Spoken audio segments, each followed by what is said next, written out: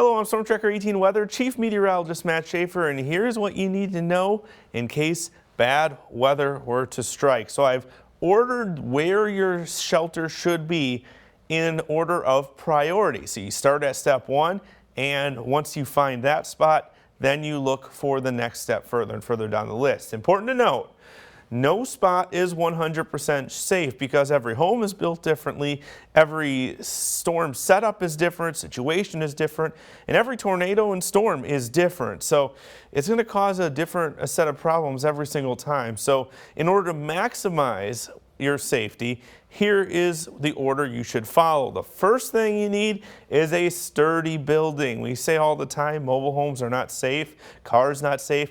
A very weak tornado, EF0, EF1, they will completely flip cars and mobile homes, destroy them completely. It doesn't even take a strong tornado to do that. That's why you need to be in a sturdy building with a good foundation. Now once you're there, the next step is to get to the lowest floor, floor 1, or preferably a basement.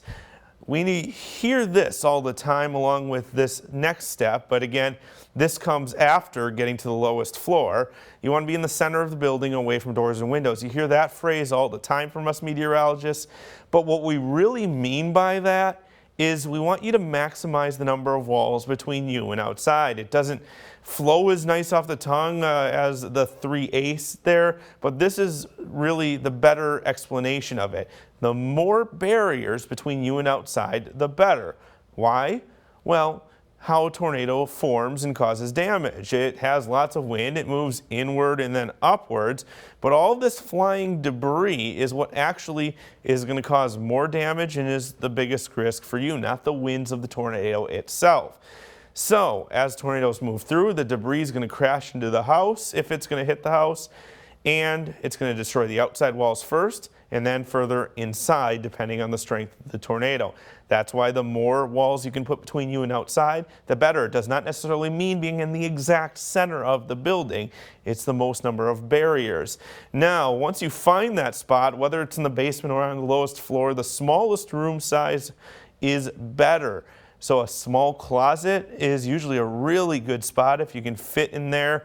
A small bathroom on the interior of your home, also a really good thing. Again, also in your basement, if you have an unfinished basement and you have plans to finish, maybe keep this in mind. Building a room closer to the middle of the building, a small size room that can fit your whole family and your safety kit would be helpful there. And something to take cover under. Again, just another layer of protection. And that doesn't go to just the location, it goes to what's in that location. So something sturdy and what's in your severe weather kit. For added protection, blankets, pillows.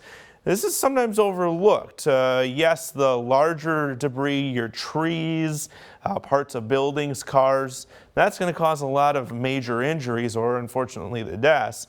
But a lot of minor injuries are scrapes from glass flying through the air. That causes a lot of scrapes and cuts.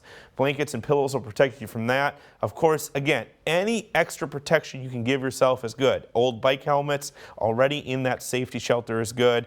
In case you have to climb out of an area that's covered in debris, shoes, hard-toed shoes too, work gloves, that'll help protect you from some of that damage.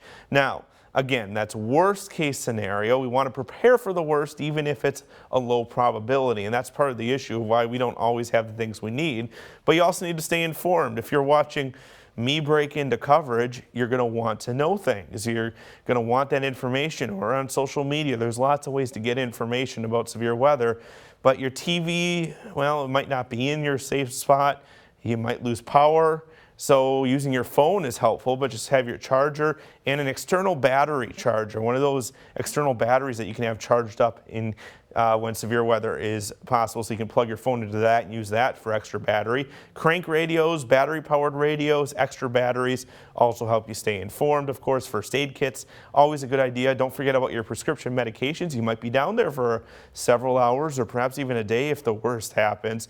You're going to want to make sure to be prepared for that. And here is what I think the most important slide is. We forget about our mental health and how to pass the time. It's a very stressful situation during a tornado warning, and especially not just adults but kids. A comfort toy, make sure the kids have something to grab, or even just extra toys down there. Games, that passes the time.